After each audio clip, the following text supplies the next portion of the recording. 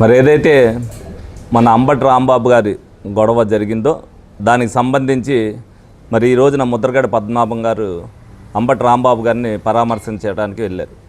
వెళ్తంలో తప్పేం లేదు, తప్పనిసరిగా ఆయనకి ఏదైనా పరిచయాలు ఉంటే వెళ్తంలో తప్పేం లేదు, పరామర్శించుకోవచ్చు. కానీ మరేదో ఆయన ఏదో స్వతంత్ర సమరయోధుడిలాగానో లేకపోతే ఏదో స్వతంత్రం కోసం పోరాటం చేసి వచ్చిన వ్యక్తిలాగా మరి ఆయన ఇంటికి వెళ్ళి పరామర్శించవలసిన అవసరం ఏముందో మరి మాకైతే తెలీదు. సరే, పరామర్శించిన తర్వాత మరి కులం గురించి అంటే కాపు కులం గురించి మరి మాట్లాడటం జరిగింది. ఏదో తెలుగుదేశం పార్టీ ఆయన కుటుంబాన్ని అని చేసిందంటే ఈయన మీద కూడా అక్రమ కేసులు పెడుతున్నారని చెప్పారు. మరి అసలు తెలుగుదేశం పార్టీ పెట్టబట్టే ముద్రగడ పద్మనాభం గారికి మంత్రి పదవి రావడం జరిగింది. అలాగే ఆయనకు కూడా ముద్రగడ పద్మనాభం గారు అనే పేరు గుర్తింపు కూడా వచ్చింది తెలుగుదేశం పార్టీ వల్లే. ఆయన అలిగి మానేసి వెళ్ళిపోయాడు. తర్వాత కాంగ్రెస్ పార్టీలో మళ్ళీ ఇందులో మినిస్టర్ చేశారు కాబట్టి అందులో మినిస్టర్ చేశారు. ఆ రోజున మినిస్టర్ చేసినప్పుడు మరి ఆయన బోర్డు పెట్టుకున్నాడు మినిస్టర్ ముందు, ఆయన కార్యాలయం ముందు, కాపులు ఎవరో కూడా కులం పేరు చెప్పుకుని నా దగ్గరికి రావద్దు అని చెప్పి. మరి ఆ రోజున మరి రాజకీయంలో ఉన్నప్పుడు అది మంచిదే, అలా పెట్టుకోవడం వల్ల మంచిదే. కానీ మరి ఇవాళ కులం గురించి ఏ విధంగా మాట్లాడుతున్నాడు అనేది మరి ప్రజలకు ఆయనే సమాధానం చెప్పాలి. కొన్ని కుటుంబాలకి వందల చరిత్రలు ఉంటాయి.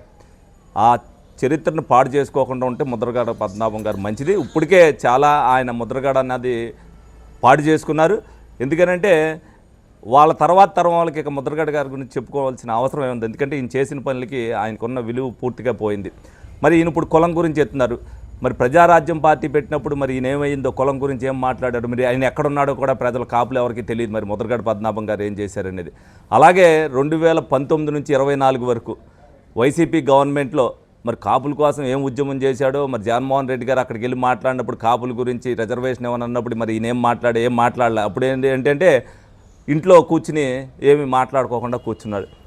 మరి అదే పవన్ కళ్యాణ్ గారు మరి ప్రచారానికి వెళ్ళినప్పుడు జగన్మోహన్ రెడ్డి మరి నీచంగా మారినప్పుడు కూడా మరి ఆయనకు కులం గురించి గుర్తు రాలేదనుకుంటా. మరి ఇవాళ మరి కులం గురించి గుర్తు అవుతుంది, తెలుగుదేశం పార్టీ ఇచ్చేస్తుంది.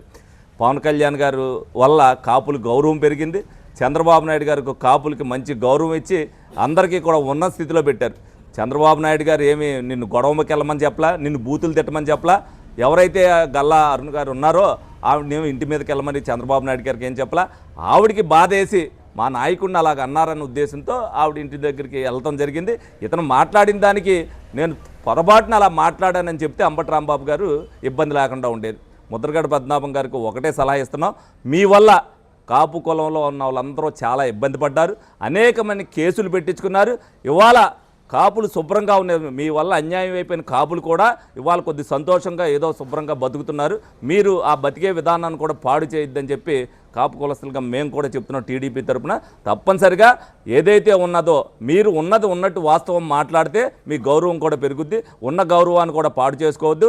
అలాగే మీరు ఇప్పుడు కాపు కులం గురించి కూడా మీరు మాట్లాడటానికి ఎందుకు లేదంటే, మీరు తెలుగుదేశం పార్టీ అధికారంలోకి వస్తే నా పేరు ముద్రగడ పద్మనాభ రెడ్డి అని పెట్టుకున్నానని చెప్పారు. మీరు రెడ్డి అయిపోయిన తర్వాత ఇక కాపుల గురించి ఏం మాట్లాడతారో మాకైతే అర్థం కావట్లేదు. శుభ్రంగా వాళ్ళ పవన్ కళ్యాణ్ గారు వాళ్ళు అవ్వచ్చు, తెలుగుదేశం పార్టీ చంద్రబాబు నాయుడు గారు, పవన్ కళ్యాణ్ గారు ఉన్న కాపులందరం కూడా అన్నదమ్ముల్లాగా ఒక కుటుంబ సభ్యుల్లాగా ఉంటే మళ్ళీ మీరు చిచ్చు పెట్టి అనవసరమైన మాటలు మాట్లాడి మీరు ఈ కాపులందరినీ కూడా పాడు చేయొద్దని చెప్పి సందర్భంగా విన్నవించుకోవడం జరుగుతుంది.